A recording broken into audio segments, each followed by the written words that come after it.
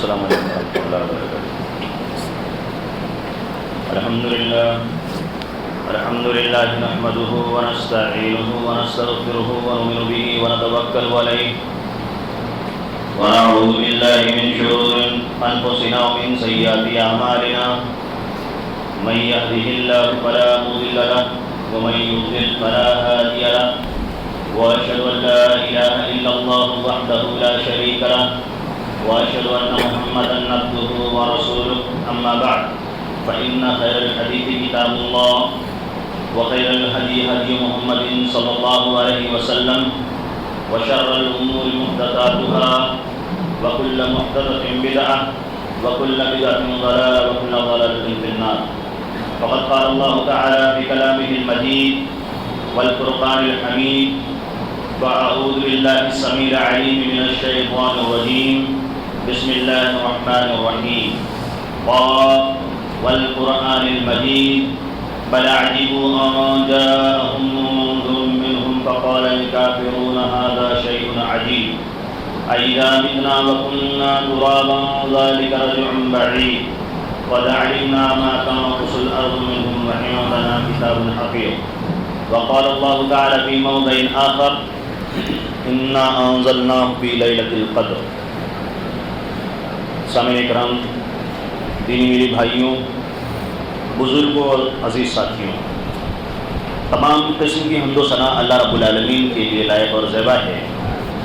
جس نے ہم کو اور آپ کو پیدا کیا ہے، اور ہماری پیدائش کے بعد ہمیں جن چیزوں کی ضرورت تھی اللہ رب العالمین نے ان ساری چیزوں کا انتظام کیا ہے۔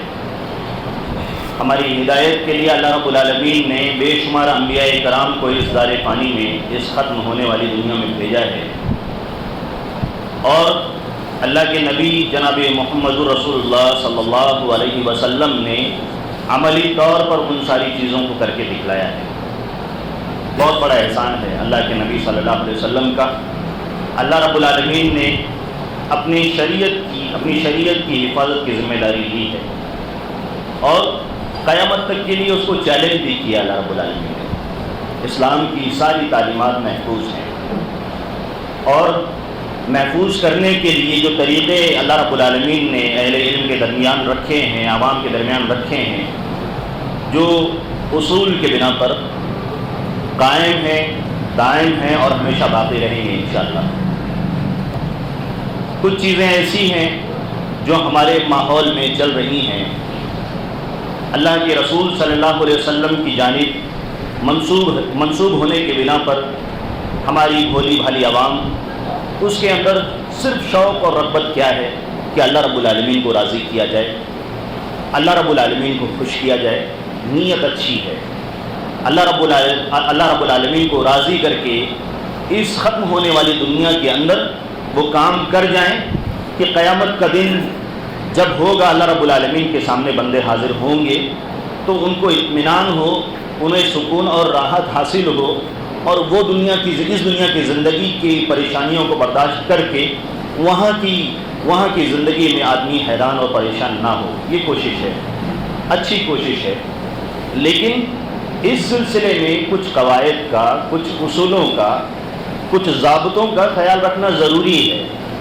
کیا صرف اس رغبت کی بنا پر، اس نیت کے بنا پر، اس لالچ کی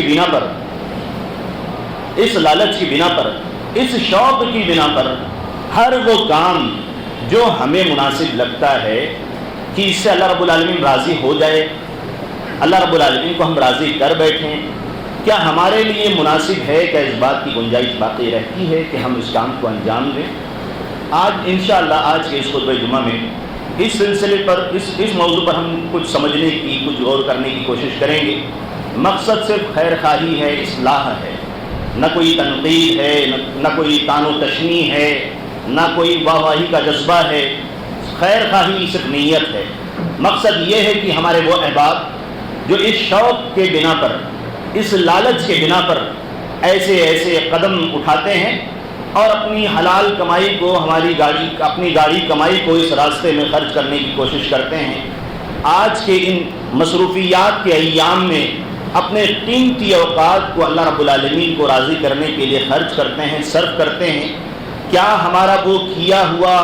کی ہوئی محنت، ہماری وہ قد و کاوش، ہماری وہ جفا کشی، ہماری وہ قربانیاں ہمارے لیے حجت بن سکتی ہیں کہ حجت نہیں بن سکتی ہیں؟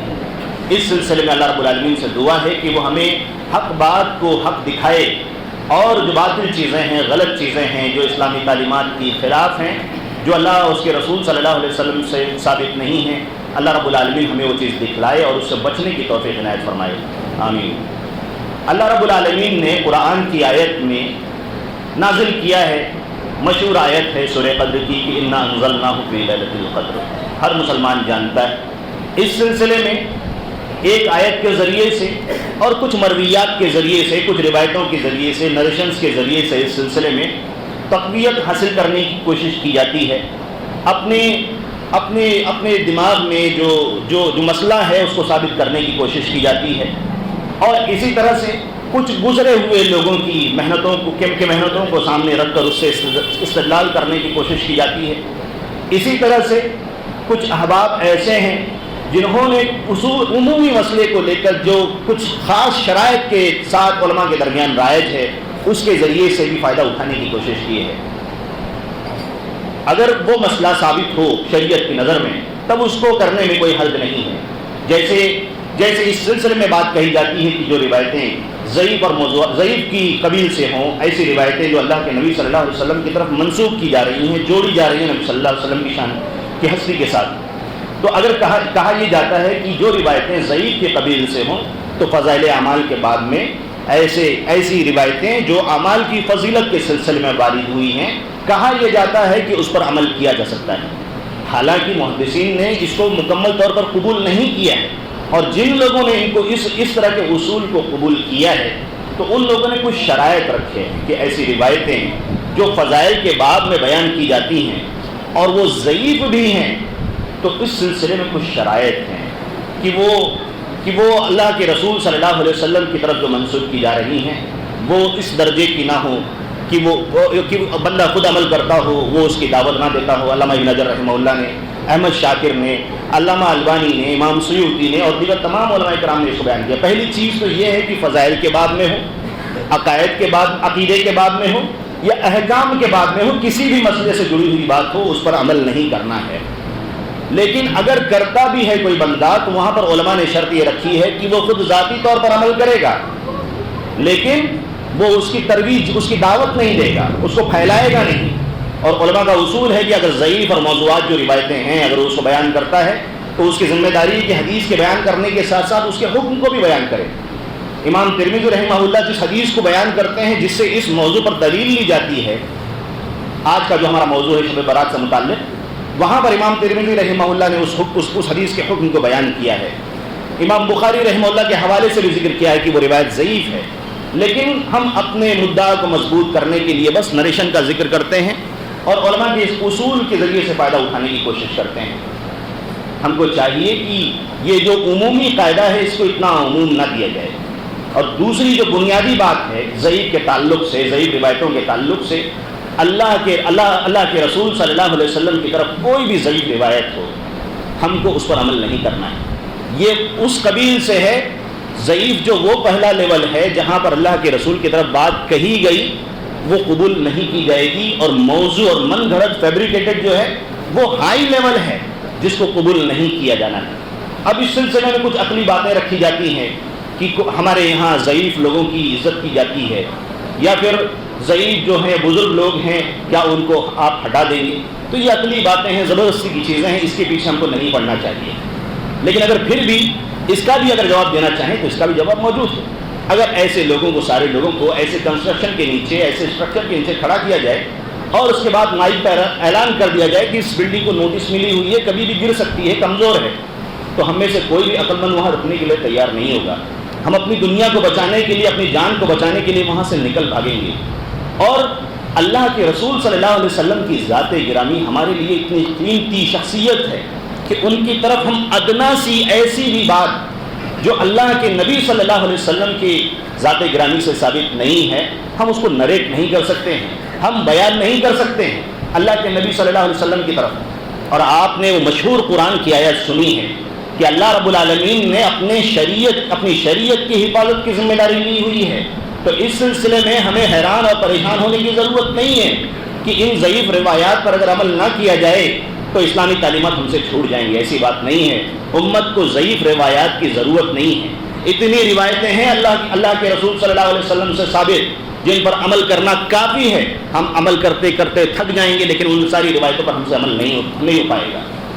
اللہ کے رسول صلی اللہ علیہ وسلم کی طرف ضعیف روایات کو منسوب کرنا ہمارے ایمان کے مناسب نہیں ہے. ہماری ہستی ہے، ہماری ذات ہے. ابھی بورڈز کے ایگزام چل رہے ہیں. اگر کسی نے یہ اعلان کر دیا کہ کوئی ایسا بچہ ہے، کوئی ایسا طالب علم ہے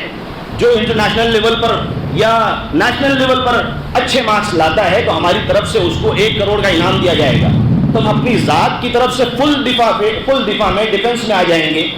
اور اس بات کو جھٹلانے کی کوشش کریں گے جو میڈیا کے ذریعے سے، واٹس ایپ کے ذریعے سے، سوشل سائٹس کے ذریعے سے ہماری طرف منسوب کی جا رہی ہو. اللہ کے رسول صلی اللہ علیہ وسلم نے جن روایات میں جو روایت اللہ کے رسول صلی اللہ علیہ وسلم کی طرف ثابت نہیں ہے، جس میں اللہ کے رسول صلی اللہ علیہ وسلم نے اس دنیا سے بیش قیمت چیز جنت اور اللہ رب العالمین کی رضامندی کی ذمہ داری لی ہے، تو کیسے ہم ان باتوں کو اللہ کے نبی صلی اللہ علیہ وسلم کی طرف منسوب کر سکتے ہیں؟ ہماری ذات کیا اتنی قیمتی ہے کہ ہماری طرف یا ہمارے والدین کی طرف کوئی غلط بات منسوب کی جائے تو ہم اس کو ماننے کے لیے تیار نہ ہوں؟ لیکن اللہ کے رسول صلی اللہ علیہ وسلم پر محبت کا تقاضا اور مطالبہ یہ ہے کہ اللہ کے نبی صلی اللہ علیہ وسلم نے فرمایا کہ تم میں سے وہ شخص، کوئی مسلمان اس وقت تک مکمل ایمان والا نہیں ہو سکتا ہے جب تک کہ میں تمام لوگوں سے، اس کی اولاد سے، اس کے بچے سے، دنیا کے سارے لوگوں سے زیادہ محبوب نہ ہو جاؤں. تو ہماری ایمان کا تقاضا یہ ہے، مطالبہ یہ ہے، ہمارے ایمان کی ریکوائرمنٹ یہ ہے کہ اللہ کے نبی صلی اللہ علیہ وسلم کی ہستی کی طرف جو بات منسوب ہوگی وہ 100% صحیح ہوگی، کریکٹ ہوگی، پیور ہوگی، تب ہم یہ کہیں گے کہ اللہ کے نبی صلی اللہ علیہ وسلم نے فرمایا ہے. اور آپ نے بارہا صحابہ کرام کے اس طرز عمل کو سنا ہے کہ اللہ کے نبی صلی اللہ علیہ وسلم کی ایک صحابی رسول عبداللہ بن مسعود رضی اللہ تعالیٰ عنہ، ان کے پاس مدتوں کے بعد ایک شاگرد آتا ہے ان کا، اور وہ صحابی رسول صلی اللہ علیہ وسلم ان سے حدیث بیان کرنا چاہتے ہیں. الفاظ میں تبدیلی پیدا ہوتی ہے. ابن ماجہ کی روایت ہے، وہ کہتے ہیں اللہ کے رسول صلی اللہ علیہ وسلم نے ہمیں اس طرح فرمایا ہے. پھر ان کو یاد آتا ہے کہ نہیں، الفاظ میں تبدیلی ہے. پھر وہ ورڈ چینج کر دیتے ہیں. قال رسول اللہ صلی اللہ علیہ وسلم، حدثنا رسول اللہ صلی اللہ علیہ وسلم، عن رسول اللہ صلی اللہ علیہ وسلم. وہ پریشان ہو جاتے ہیں، بٹن اپنے گریبان کے بٹن کو کھول لیتے ہیں صحابی رسول عبداللہ بن مسعود رضی اللہ. گلے کی نس جو ہوتی ہے گھبراہٹ کے مارے پھول جاتی ہے. پیشانی کی جو نس ہے وہ بارز ہو جاتی ہے، نمایاں ہو جاتی ہے. چہرے کا رنگ بدل جاتا ہے. کیوں ایسا؟ کیا معاملہ ہے صحابہ کرام؟ اگر یہ اتنی ہی ہلکی بات تھی کہ اللہ کے رسول صلی اللہ علیہ وسلم سے محبت کی خاطر ہم جو چاہے روایتیں اللہ کے نبی صلی اللہ علیہ وسلم کی شان میں بیان کرنا چاہیں بیان کریں، تو ایسی کون سی سنگینی تھی جو اللہ کے رسول صلی اللہ علیہ وسلم کے ان ٹریننگ پائے ہوئے صحابہ کرام نے اتنا دھیان دیا، اتنی توجہ دی؟ لہٰذا ہم کو چاہیے کہ ان سے عبرت اور نصیحت حاصل کرنے کی کوشش کریں، اور جو بھی بات بیان کرنی ہو اللہ کے نبی صلی اللہ علیہ وسلم کی جو مشہور حدیث ہے کہ من کذب علی متعمدا فلیتبوأ مقعدہ من النار، یہی وہ بات تھی کہ صحابہ کرام کے سامنے موجود تھی کہ اللہ کے رسول نے فرمایا کہ جس نے کوئی ایسی بات کہی، جھوٹی بات کہی جو میں نے نہیں کہی، اللہ کے رسول نے فرمایا میری طرف کسی نے جھوٹی بات کو منسوب کیا تو اللہ کے رسول نے فرمایا ہے کہ ایسے حدیث کو گڑھنے والوں کو اپنا ٹھکانہ جہنم میں سمجھنا چاہیے. اب کوئی سادہ لو یہ کہہ سکتا ہے کہ میں حدیث بنا تھوڑی رہا ہوں، میں تو بیان کر رہا ہوں. اللہ کے رسول صلی اللہ علیہ وسلم کی اس سلسلے میں بھی حدیث موجود ہے. اللہ کے رسول نے فرمایا جس نے وہ بات کہی جو میں نے نہیں کہی، جو میری کہی ہوئی بات نہیں ہے، لیکن اس کے باوجود وہ میری طرف اس حدیث کو منسوب کرتا ہے، تو اللہ کے رسول صلی اللہ علیہ وسلم کی صحیح حدیث ہے کہ اللہ کے رسول نے فرمایا کہ ایسے شخص کو اپنا ٹھکانہ جہنم میں سمجھنا چاہیے. لہٰذا ہم کو اس بات پہ دھیان دینا چاہیے کہ نبی صلی اللہ علیہ وسلم کی طرف جس بات کو ہم منسوب کر رہے ہیں کیا وہ مسئلہ ثابت ہے کہ ثابت نہیں ہے. اللہ کے رسول صلی اللہ علیہ وسلم نے جو بات فرمائی ہے وہ حدیث ثابت ہے کہ ثابت نہیں ہے، حدیث صحیح ہے کہ ضعیف ہے، کون سے قبیل سے ہم کو سمجھنے کی کوشش کرنی چاہیے.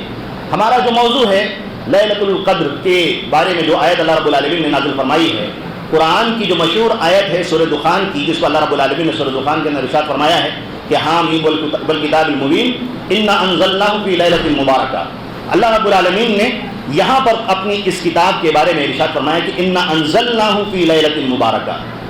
ہم نے اس کتاب کو، اس قرآن کریم کو، قرآن مجید کو لیلۃ مبارکہ میں نازل فرمایا ہے، لیلۃ مبارکہ میں نازل فرمایا ہے. اور اللہ رب العالمین نے اسی مفہوم کو، اسی مضمون کو، اسی ٹاپک کو اللہ رب العالمین نے سورہ قدر کے اندر بھی بیان فرمایا ہے، انا انزلناہ فی لیلۃ القدر. علامہ ابن کثیر اور دیگر مفسرین، دیگر علماء کرام کہتے ہیں کہ قرآن کی کچھ آیات قرآن کی دوسری آیات کی تفسیر کرتی ہے. ہم کو پریشان ہونے کی ضرورت نہیں ہے، کہیں اور جانے کی ضرورت نہیں ہے، کسی اور کو دیکھنے کی ضرورت نہیں ہے، اپنی عقلوں کو ہم کو حیران کرنے کی ضرورت نہیں ہے. قرآن خود اللہ رب العالمین کی اس آیت کی وضاحت فرماتا ہے. قرآن کے اندر اللہ رب العالمین نے خود اس آیت کو واضح کیا ہے. اللہ رب العالمین نے اس آیت کے اندر قرآن کے نزول کا ذکر کیا ہے، انا انزلناہ فی لیلۃ مبارکہ، مبارک رات میں اللہ رب العالمین نے اس قرآن کو نازل کیا ہے. سورہ قدر کے اندر اللہ رب العالمین نے فرمایا کہ انا انزلناہ فی لیلۃ القدر وما ادراک ما لیلۃ القدر لیلۃ القدر خیر من الف شہر. 1000 راتوں سے بہتر اللہ رب العالمین نے فرمایا. 83 سال سے زیادہ کی عبادت بندہ جو کرتا ہے اس سے بہتر ہے. اسی کی دوسری صفت اللہ رب العالمین نے لیلۃ مبارکہ کا ہے سورہ دخان میں. قرآن کی ایک آیت دوسری آیت کی وضاحت کرتی ہے. اور افسوس اور حیرت کی بات اس وقت ہوتی ہے کہ جب اس مسئلے کے ماننے والے اس بات کو سامنے رکھتے ہوئے یہ کہتے ہیں کہ جمہور مفسرین کی بات اپنی جگہ پر ہے کہ یہاں پر لیلۃ القدر مراد ہے، لیکن ایک تابعی عالم ہے اکرمہ مولا ابن عباس رضی اللہ تعالیٰ عنہ کے خادم امام المفسرین. ٹھیک ہے ان کا جو علم اور مقام اور مرتبہ ہے، لیکن اسلام جو ہے نام پر، شخصیات پر نہیں چلتا. ان کی زبان سے بات خود نکلتی ہے اپنی بات کو ثابت کرنے کے لیے کہ جمہور مفسرین کی بات اپنی جگہ ٹھیک ہے کہ یہاں لیلۃ القدر مراد ہے، لیکن اکرمہ جیسی اتنی اونچی شخصیت موجود ہے تو انہوں نے کسی بات کی وجہ سے بات کہی ہوگی کہ یہاں لیلۃ المبارکہ سے شعبان کی 15ویں رات مراد ہے، شب برات مراد ہے. تو یہ ہم عقیدت کی بنا پر اسلام کے احکام پر عمل نہیں کر سکتے. عقیدت کی بنا پر قرآن کی ایک آیت جب دوسری آیت کی وضاحت کرتی ہے تو ہمیں کسی قول کے پیچھے جانے کی ضرورت نہیں ہے.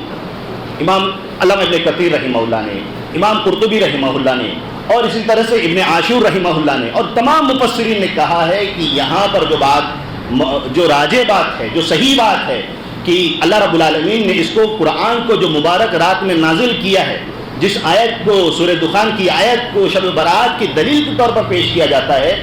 تمام لوگوں نے کہا ہے کہ اس کی وضاحت سورہ قدر کی آیت کے ذریعے سے ہو جاتی ہے کہ یہاں پر لیلۃ القدر مراد ہے. اور لیلۃ القدر کب آتی ہے؟ رمضان کے مہینے میں آتی ہے. اللہ رب العالمین نے قرآن کی تیسری آیت میں کہا کہ شہر رمضان الذی انزل فیہ القرآن. اللہ رب العالمین نے نزول کا وقت ذکر کیا کہ رمضان کا مہینہ ہے جس میں اللہ رب العالمین نے قرآن کو نازل کیا ہے. شہر رمضان الذی انزل فیہ القرآن، قرآن کا نزول اللہ رب العالمین نے کہا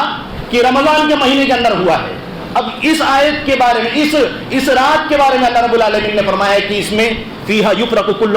امر حکیم، اس میں مضبوط فیصلے لیے جاتے ہیں لوگوں کے سلسلے میں، تقدیر کے سلسلے میں. اب جو صفت اللہ رب العالمین نے لیلۃ القدر کے ساتھ جوڑی ہے تو ہمارے لیے کوئی حق نہیں بنتا، نہ کسی قول کے بنا پر، نہ کسی کی شخصیت سے مرعوب ہونے کے بنا پر ہم اس کو اٹھا کر شب برات سے جوڑ نہیں سکتے. صاف واضح مفہوم قرآن کی آیت کا ہے. ہم کو کسی کو دیکھنے کی ضرورت نہیں ہے، کسی کے بارے میں کسی کے پیچھے جانے کی ضرورت نہیں.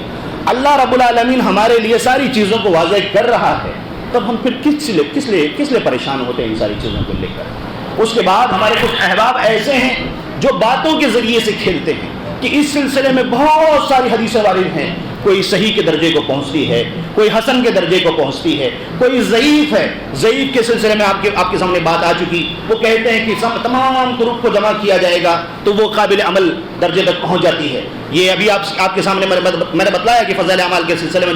جو علماء کے قاعدے ہیں، اس سلسلے میں ہم کو احتیاط کرنے کی ضرورت ہے. ہر حدیث قبول کے درجے تک نہیں پہنچتی. کچھ روایتیں ایسی ہوتی ہیں جو قابل اعتبار نہیں ہوتی. علماء کرام نے کہا ہے، احمد شاکر اور دیگر تمام علماء کرام نے، محدثین نے، کہ اگر اس کے اندر ذوق زیادہ ہو، اگر وہ متہم بالکذب ہو اور جھوٹ پایا جاتا ہو، یا اس کے ہاں فسق پایا جاتا ہو، اگر اس طرح کی ضعیف اور روایتیں جمع ہو جائیں گی تو اس میں ذوق کے اندر، کمزوری کے اندر اور تشدد پیدا ہوگا. وہ ان قبیل سے ہو جائیں گی جن کو نہیں قبول کیا جانا ہے. لہٰذا ہمارے لیے اس سلسلے میں یہ باتیں دلیل کا سبب نہیں بن سکتی کہ ہم اس طرح کی روایتوں کو قبول کیا جائے۔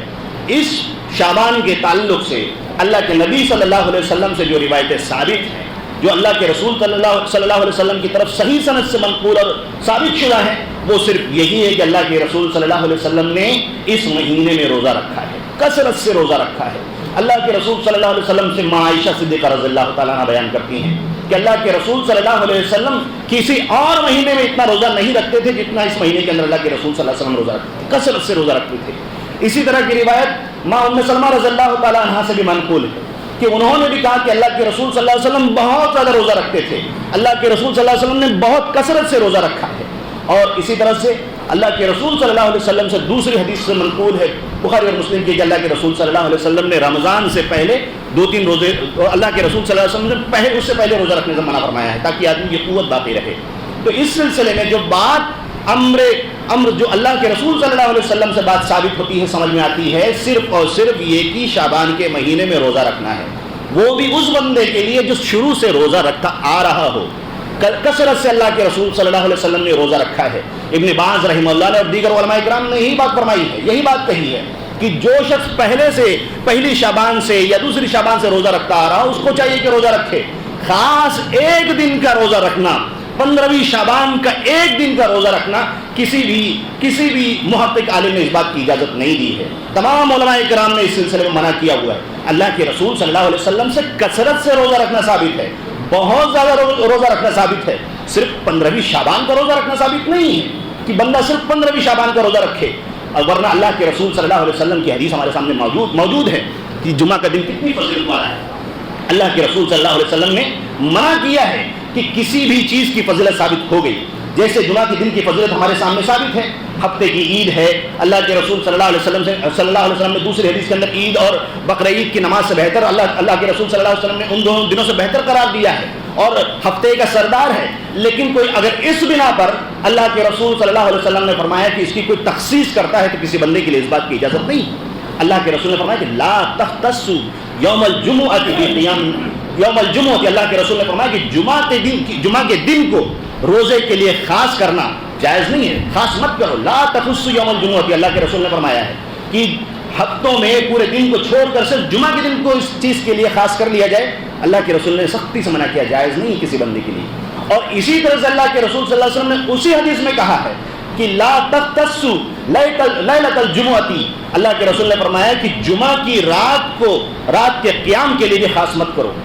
تمام راتوں میں سے اللہ کے رسول صلی اللہ علیہ وسلم نے فرمایا ہے۔ جمعہ کی فضیلت اپنی جگہ ثابت ہے، ٹھیک اسی طرح سے شعبان کی فضیلت بھی اپنی جگہ ثابت ہے۔ اللہ کے رسول صلی اللہ علیہ وسلم نے فرمایا کہ جمعہ کو عبادت کے لیے خاص کرنا، کہ اس دن رات میں بندہ جاگے عبادت کرے یا پھر اس کی فضیلت سے متاثر ہو کر جمعہ کے دن کوئی روزہ رکھے۔ دوسری حدیث میں اللہ کے رسول صلی اللہ علیہ وسلم نے سنیچر کو روزہ رکھنے، خاص کر کے روزہ رکھنے سے منع فرمایا ہے۔ تو یہ ہم بندوں کو اس بات کا اختیار نہیں کہ ہم کسی فضیلت کی سے مرعوب ہو کر ہم اس کو اپنی عبادت کے لیے خاص کر لیں۔ ٹھیک اسی طرح سے اللہ کے رسول صلی اللہ علیہ وسلم نے شعبان کے بارے میں جو روایتیں ملتی ہیں، جو صحیح روایتیں ہیں، صرف یہی ہیں کہ اللہ کے رسول صلی اللہ علیہ وسلم نے اس میں کثرت سے روزہ رکھا ہے۔ اللہ کے رسول صلی اللہ علیہ وسلم کے ایک چہیتے صحابی ہیں اسامہ بن زید رضی اللہ تعالیٰ عنہ، وہ پوچھتے ہیں کہ اللہ کے نبی صلی اللہ علیہ وسلم معلوم کیا بات ہے کہ میں آپ کو کسی اور مہینے میں ایسا روزہ رکھتے ہوئے نہیں دیکھتا ہوں؟ اتنے مہینے ہیں، دوسرے مہینے ہیں، شوال ہے، ذی القعدہ ہے، ذی الحجہ ہے، رمضان کے علاوہ دیگر اور بھی ایام ہیں اور بھی مہینے ہیں، لیکن شعبان میں جتنا میں آپ کو اہتمام کرتے ہوئے دیکھتا ہوں کسی اور مہینے میں آپ کو اہتمام کرتے ہوئے نہیں دیکھتا۔ تو اللہ کے رسول صلی اللہ علیہ وسلم نے اس کی حکمت بتلائی، اس کی وجہ بتلائی، اور یہ عمل جو اللہ کے نبی صلی اللہ علیہ وسلم سے ثابت ہے، اللہ کے نبی صلی اللہ علیہ وسلم نے اس کا ذکر کیا کہ ذاک شہر یغفل عنہ الناس بین رجب و رمضان۔ اللہ کے رسول نے فرمایا کہ یہ وہ مہینہ ہے جو ماہ رجب اور رمضان کے درمیان میں آتا ہے، یعنی شعبان کا مہینہ، لوگوں نے اس سلسلے میں غفلت برتی ہے۔ اس کی وجہ میں اس میں روزہ اس کے لیے رکھتا ہوں کہ فیہ ترفع الاعمال الی رب العالمین، یہ ایسا مہینہ ہے، اللہ کے رسول نے فرمایا کہ جس کے اندر بندوں کے نام اعمال کو اللہ رب العالمین کے دربار میں پیش کیا جاتا ہے۔ تو احب ان یرفع عملی وانا صائم، تو مجھے یہ چیز پسند ہے، میں چاہتا ہوں کہ جب میرا نام اعمال اللہ رب العالمین کے سامنے پیش کیا جائے تو میں روزے کی حالت میں رہوں۔ یہ مقصد اللہ کے رسول صلی اللہ علیہ وسلم نے بتلایا ہے۔ صرف اور صرف یہی ایک چیز اللہ کے نبی صلی اللہ علیہ وسلم سے ثابت ہے. کہیں اس طرح کی جتنی بھی روایتیں ہیں کہیں بھی یہ چیز ثابت نہیں کہ اللہ کے رسول صلی اللہ علیہ وسلم نے اس رات میں قیام کیا کسی ایک رات کو خاص کر کے, یا اللہ کے نبی صلی اللہ علیہ وسلم قبرستان گئے ہیں. اس سلسلے میں اللہ کے رسول صلی اللہ علیہ وسلم سے جو صحیح حدیث جو ثابت ہے جس میں کوئی اختلاف نہیں ہے, اللہ کے رسول صلی اللہ علیہ وسلم نے اس مہینے میں کثرت سے روزہ رکھا ہے, بہت زیادہ روزہ رکھا ہے, اور اس کے بعد پھر اللہ کے رسول صلی اللہ علیہ وسلم کبھی چھوڑ دیتے تھے. ماں عائشہ رضی اللہ عنہا نے فرمایا کہ یصوم, اور کبھی ایسا لگتا تھا کہ اللہ کے رسول صلی اللہ علیہ وسلم روزہ نہیں چھوڑے. اس کے بعد پھر اللہ کے رسول صلی اللہ علیہ وسلم روزہ چھوڑ دیتے تھے شعبان کے مہینے میں جب بہت زیادہ روزہ رکھتے, اور اس کے بعد پھر چھوڑ دیتے روزہ. پھر ایسا لگتا تھا کہ روزہ نہیں رکھیں گے, پھر اللہ کے رسول صلی اللہ علیہ وسلم بعد میں روزہ رکھ لیں. مطلب یہ تھا کہ بہت زیادہ اللہ کے نبی صلی اللہ علیہ وسلم نے اس مہینے کے اندر روزہ رکھنے کی کوشش کی ہے. اور اسی لیے علماء کرام نے کہا ہے کہ یہ رمضان کے علاوہ دیگر جو بھی روزے رکھے جاتے ہیں نفلی روزے ہیں, لہٰذا ہم کو اس سلسلے میں کوشش کرنی چاہیے کہ زیادہ سے زیادہ کریں, ورنہ کسی بندے کے اوپر کوئی حرج نہیں ہے. لہٰذا اس سلسلے میں جو باتیں پیش کی جاتی ہیں, جو رکھی جاتی ہیں, قرآن کی آیات کے ذریعے سے جو دلیل پکڑی جاتی ہے, وہ ہمارے سامنے بات واضح ہو چکی ہے. اور اللہ کے نبی صلی اللہ علیہ وسلم کا جو ثابت شدہ صحیح معاملہ جو ہے اس مہینے کے تعلق سے کہ اللہ کے نبی صلی اللہ علیہ وسلم روزہ رکھا کرتے تھے, اس کے علاوہ اور کوئی بھی اللہ کے نبی صلی اللہ علیہ وسلم سے عمل ثابت نہیں ہے. اسی طرح سے اس سلسلے میں کچھ اور بھی روایتیں ہیں جو اس مہینے کی فضیلت کے سلسلے میں بیان کیا جاتا ہے. یہاں پر معاملہ گڑبڑ ہو جاتا ہے, معاملہ سنگین ہو جاتا ہے, کیونکہ اللہ کے نبی صلی اللہ علیہ وسلم کی ذات گرامی کی طرف جو حدیث منسوب کی جاتی ہے, اللہ کے نبی صلی اللہ علیہ وسلم کے بارے میں کہا جاتا ہے کہ شعبان الشہری و رمضان الشہر اللہ و شعبان المطہر و رمضان المکفر. علامہ البانی رحمہ اللہ نے اس حدیث کے بارے میں کہا کہ یہ ضعیف جدہ, یہ سخت قسم کی ضعیف روایت ہے,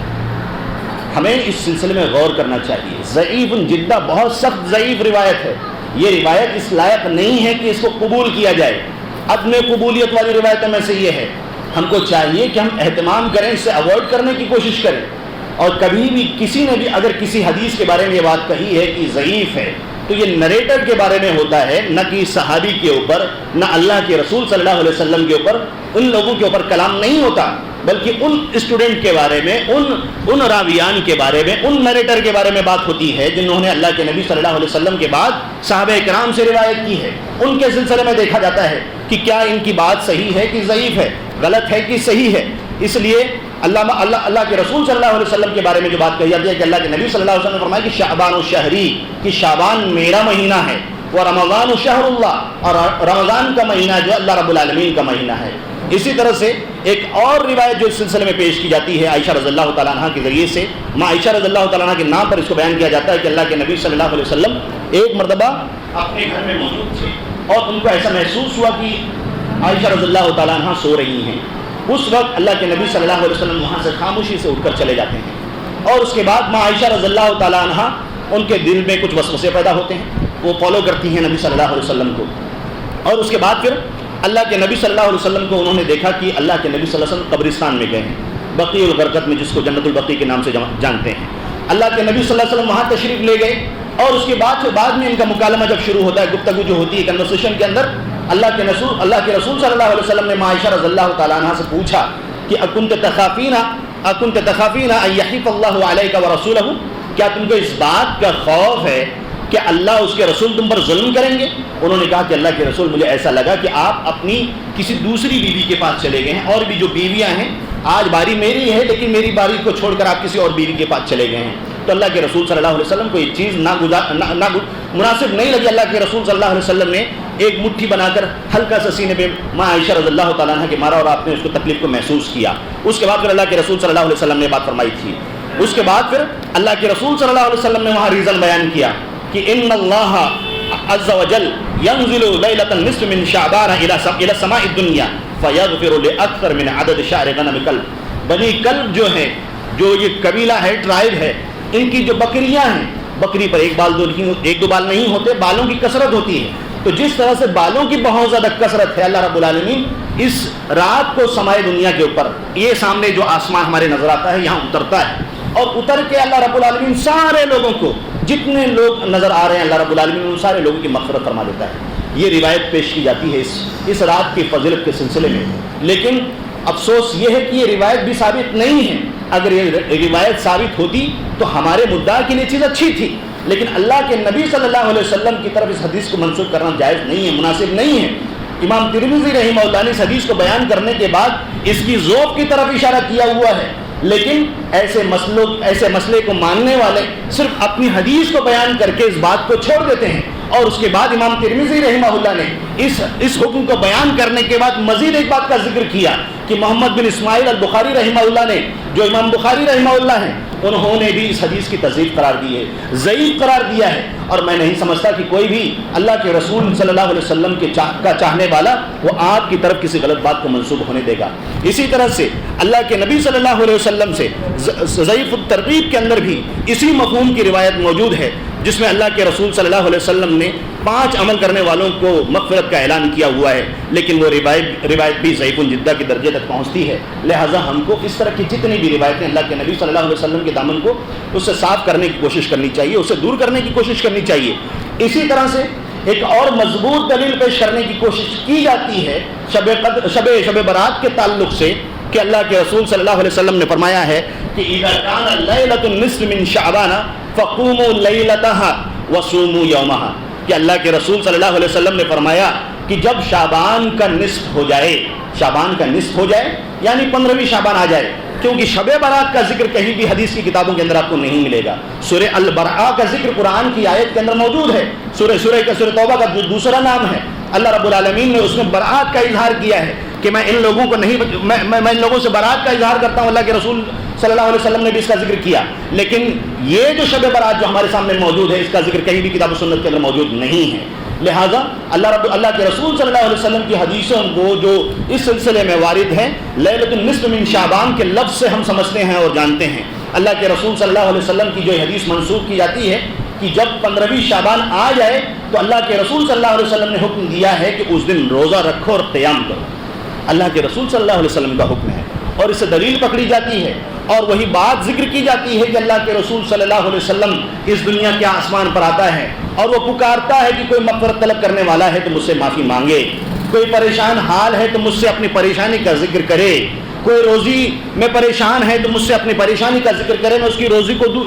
روزی کے مسئلے کو حل کر دوں، اس کی تنگی کو دور کر دوں۔ اس طرح کی دلیل کے ذریعے سے اپنے مسئلے کو ثابت کرنے کی کوشش کی جاتی ہے، لیکن افسوس یہ ہے کہ یہ روایت جو اپنے درجے کو پہنچتی ہے موضوع ہے، موضوع یعنی من گھڑت۔ اللہ کے رسول صلی اللہ علیہ وسلم سے یہ روایت ثابت ہی نہیں ہے، تو کس طرح سے ہم اس حدیث کو اللہ کے رسول صلی اللہ علیہ وسلم کی ذات گرامی کے ساتھ جوڑ سکتے ہیں؟ یہاں پر اللہ کے رسول صلی اللہ علیہ وسلم کی حدیث صادق آئے گی کہ من کذب علی متعمدا فلیتبوأ مقعدہ من النار، جس نے کوئی ایسی بات جو اللہ کے نبی صلی اللہ علیہ وسلم کے بارے میں جھوٹ بات کہتا ہے تو اللہ کے رسول نے فرمایا ہے کہ اس کو اپنا ٹھکانہ جہنم سمجھنا چاہیے۔ جس نے ایسی بات کہی جو میں نے نہیں کہی تو اللہ کے رسول صلی اللہ علیہ وسلم نے فرمایا کہ اس کو اپنا ٹھکانہ جہنم سمجھنا چاہیے۔ آپ سے کوئی ناراضگی نہیں ہے، کوئی شکوہ نہیں ہے، لیکن مقصد یہ ہے، خیر خواہی کی نیت سے آپ کے سامنے بات رکھی جا رہی ہے کہ کہیں اس طرح کے اعمال جو اللہ کے رسول صلی اللہ علیہ وسلم سے ثابت نہیں ہیں، ہم اپنی دنیا کو اس کے لیے خرچ کر رہے ہیں، ہم اپنی کوششوں کو اس کے لیے خرچ کر رہے ہیں کہ اپنے رب کو راضی کر بیٹھیں۔ اس طرح کے جو مسائل ہیں ان کا جو حکم لگتا ہے بدعت کا حکم لگتا ہے، جو اللہ اور اس کے رسول سے ثابت نہیں ہے، تو ایسے اعمال کا انجام کرنے والا، اس طرح کے اعمال کو کرنے والا بندہ اللہ اور اس کے رسول کی رحمتوں، اللہ رب العالمین کی رحمتوں سے دور ہو جائے گا اور اللہ رب العالمین کی عنایت خاصہ کا مستحق نہیں ہوگا، وہ بدعتی قرار پائے گا، اس کا یہ عمل بدعت والا ہے، اللہ رب العالمین اس سے سخت ناراض ہوگا۔ اور قیامت کے دن آپ نے وہ حدیث سنی ہوگی کہ اللہ کے رسول صلی اللہ علیہ وسلم نے بیان فرمایا کہ سارے لوگ حوض کوثر پر جمع ہوں گے، سارے لوگ اکٹھا ہوں گے، اور اللہ کے رسول صلی اللہ علیہ وسلم اپنے مبارک ہاتھوں سے جام کوثر کو پیش کر رہے ہوں گے۔ سخت پیاس لگی ہوگی، کوثر کا پنگھٹ ہے، پینے کی جگہ ہے، سب جمع ہوئے ہیں، اللہ کے رسول صلی اللہ علیہ وسلم اپنے مبارک ہاتھوں سے پیاس کو بجھانے کے لیے کوثر بڑھا رہے ہوں گے۔ ایسے لوگ بھی آئیں گے جن کے ہاتھ چمک رہے ہوں گے، جن کے چہرے چمک رہے ہوں گے، جو دیندار ہوں گے بظاہر، جو اعمال میں ایک دوسرے پر سبقت لے جانے والے تھے۔ جبریل علیہ السلام کہیں گے رک جائیے، اے اللہ کے نبی صلی اللہ علیہ وسلم، آپ کو نہیں معلوم ہے کہ آپ کے دنیا سے آ جانے کے بعد، آپ کی وفات کے بعد ان لوگوں نے کس طرح کے اعمال انجام دیے ہیں دنیا کے اندر؟ اللہ کے رسول کہیں گے جبریل یہ تو میری امت کے لوگ ہیں، یہ نشانیاں میں پہچانتا ہوں، میری امت کے لوگ ہیں، ان کو آنے دو۔ وہ حضرت جبرائیل علیہ السلام کی یہ بات سن کر اللہ کے رسول صلی اللہ علیہ وسلم ناراض ہو جائیں گے۔ اللہ کے نبی صلی اللہ علیہ وسلم جو رحمت للعالمین بنا کر بھیجے گئے ہیں، جنہوں نے چوٹ کھانے کے بعد بھی اپنی امت کے لیے دعا کی تھی، اللہ کے رسول صلی اللہ علیہ وسلم نے ہم لوگوں سے ملاقات کا شوق ظاہر کیا تھا۔ اللہ کے نبی صلی اللہ علیہ وسلم ایسے لوگوں کو جو دنیا میں جو اللہ کے رسول صلی اللہ علیہ وسلم کی تعلیمات کے خلاف کام کرتے ہیں، اللہ کے رسول صلی اللہ علیہ وسلم کی لائی ہوئی شریعت میں منمانی اعمال کو بنا کر انجام دیتے ہیں، اللہ کے نبی صلی اللہ علیہ وسلم ان کو دھتکاریں گے، بھگائیں گے، سوقن لاصحابی، بھگاؤ ان کو یہاں سے، ہٹاؤ یہاں سے ان کو، جن لوگوں نے میری تعلیمات سے چھیڑ چھاڑ کیا ہے۔ میں نے جو باتیں نہیں بتلائیں، انہوں نے ان اعمال کو انجام دینے کی کوشش کی۔ میرے بھائیوں، صرف یہی رغبت ہے، یہی لالچ ہے کہ جس رب کو راضی کرنے کے لیے ہمارا آپ کوشش کرتے ہیں، ہم کو چاہیے کہ ہم ان اعمال کو انجام دینے کی کوشش کریں جو اللہ سے ثابت ہو، جو رسول اللہ سے ثابت ہوں۔ ایسی باتیں جو ضعیف کی حد تک پہنچ چکی ہوں، موضوعات کے قبیل سے ہوں، ہمیں اس بات کی بالکل اجازت نہیں ہے، گنجائش نہیں ہے کہ ہم اس طرح کے اعمال کو انجام دینے کی کوشش کریں یا ان کا ساتھ دینے کی کوشش کریں، ان کے لیے راستے فراہم کرنے کی کوشش کریں، ان کا اس سلسلے میں تعاون کرنے کی کوشش کریں۔ ہم کو اس طرح کی چیزوں سے باز آ جانا چاہیے، اور اس سلسلے میں جو کوشش کی جاتی ہے تاکہ اللہ رب العالمین کو راضی کیا جائے، اس سلسلے میں کبھی 12 رکعت کے ذریعے سے، کبھی 14 رکعت کے ذریعے سے، کبھی 100 رکعت کے ذریعے سے آدمی قیام کرنے کی کوشش کرتا ہے، اور اس طرح کی اکثر جو روایتیں موجود ہوتی ہیں اس میں سورۃ الاخلاص کا خصوصی طور پر ذکر کیا جاتا ہے کہ اس کے اندر صلاۃ الالفیہ ہے، 1000 بار جس کے اندر سورہ اخلاص کا ذکر آتا ہے کہ ہر رکعت میں 10 بار ہے۔ اور اسی طرح سے اگر کوئی 14 رکعت پڑھتا ہے تو اللہ رب العالمین اس کے بدلے اس کو جنت کے اندر گھر بنا کر دے گا، اور اللہ رب العالمین اس کو جہنم کی آگ سے ہمیشہ کے لیے بچا دے گا۔ سامعین کرام، اس طرح کے جتنی بھی روایتیں ہیں اللہ کے نبی صلی اللہ علیہ وسلم سے شعبان کی رات کے سلسلے میں وارد نہیں ہیں۔ ساری روایتیں علامہ ابن باز رحمہ اللہ نے کہا ہے کہ موضوعات کے قبیل سے ہیں، یہ ساری روایتیں فیبریکیٹڈ ہیں۔ ہم کو اپنے آپ کو جس طرح ہم اپنی دنیا کو بچانے کے لیے اپنی طرف جھوٹی باتوں کو انکار کرتے ہیں، ہم کو اپنی دنیا اور آخرت دونوں کو بچانے کے لیے اس طرح کی فیبریکیٹڈ روایتوں سے اپنے آپ کو بچانے کی کوشش کرنا چاہیے۔ اسی طرح سے اور بھی باتیں اس سلسلے میں پیش کی جاتی ہیں۔ ملا علی قاری حنفی رحمہ اللہ نے تحفۃ الاوازی کے اندر عبدالرحمن مبارک پوری رحمہ اللہ نے اس کو ذکر کیا ہے، اور اسی طرح سے ابو بکر ترتوشی جو 5ویں صدی کے عالم ہیں، انہوں نے بھی اس بات کو ذکر کیا ہے کہ اس طرح کی جو عبادتیں جو کی جاتی تھی پہلے اس کا ذکر نہیں ملتا تھا۔ بیت المقدس کے اندر ایک موقع پر ایک خوبصورت اچھی آواز والا ایک شخص آتا ہے، اور اس کے بعد وہ اس طرح کی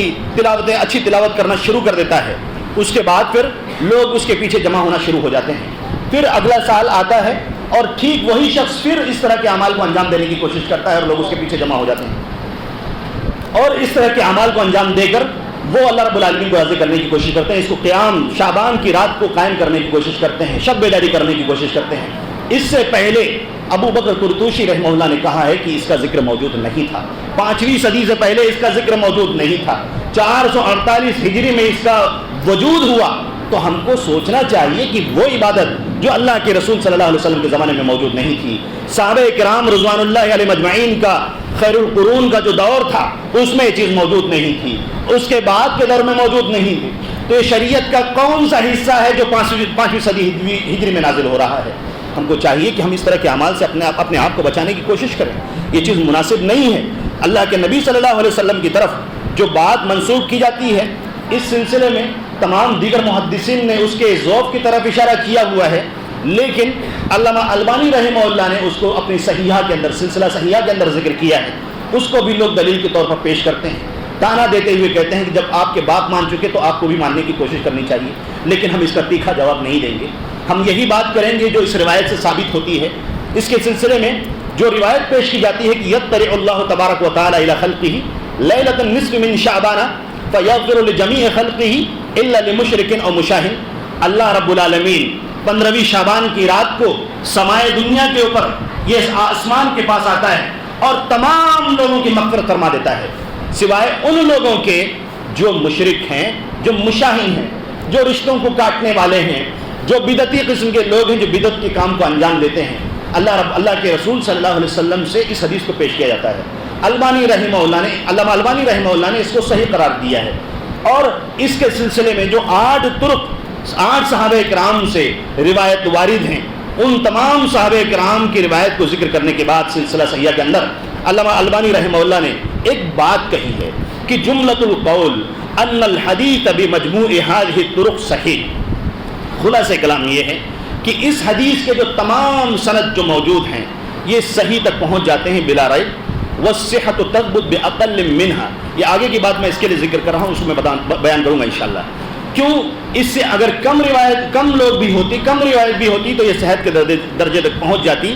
ما دامت سالمۃ من الضعف الشدید، جب تک کہ یہ ضعف شدید سے محفوظ رہتی. کما هو الشان فی هذا الحدیث، جیسا کہ اس سلسلے میں ہم کو بات سمجھ میں آتی ہے، اس حدیث کے سلسلے میں معاملہ ہے.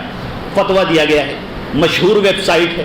اس کے اندر بھی اسی جملے کو کوڈ کر کے اپنے مدعا کو ثابت کرنے کی کوشش کی گئی ہے، اور یہ بات منوانے کی کوشش کی گئی ہے کہ ان لوگوں نے صحیح اور حسن اور اس طرح کی جو ضعیف روایتیں ہیں جو حسن کے درجے تک پہنچ جاتی ہیں، ان روایات کے ہونے کے باوجود بھی، اور خود علامہ البانی رحمہ اللہ کا یہ مقولہ بیان کر کے اور آخر کے جملوں کو حذف کر کے اس طرف اشارہ کرنے کی کوشش کرتے ہیں کہ یہ روایت تو یہ مسئلہ اپنی جگہ پر ثابت ہے، لیکن یہ لوگ نہیں مانتے مسئلہ کے اختلافات کی بنا پر. سامعین کرام، ایسی کوئی بات نہیں ہے. اگر اللہ کے رسول صلی اللہ علیہ وسلم کی یہ حدیث ثابت ہوتی تو ہم من او ان اس کو قبول کرنے کے لیے تیار ہیں. آپ اس حدیث کے اندر خود غور کریں. اللہ کے رسول صلی اللہ علیہ وسلم نے فرمایا کہ اللہ رب العالمین سمائی دنیا پر اترتا ہے اور جھانکتا ہے، مغفرت کا اعلان کرتا ہے. اسی حدیث کو اللہ کے رسول صلی اللہ علیہ وسلم نے اسی مفہوم کو دوسری حدیث کے اندر بھی بیان فرمایا ہے. اور یہ فضیلت صرف خاص 15 شعبان کے ساتھ جڑی ہوئی نہیں ہے، بلکہ ہر رات کے ساتھ یہ فضیلت جڑی ہوئی ہے. کیا ہم ایک رات کی مغفرت چاہتے ہیں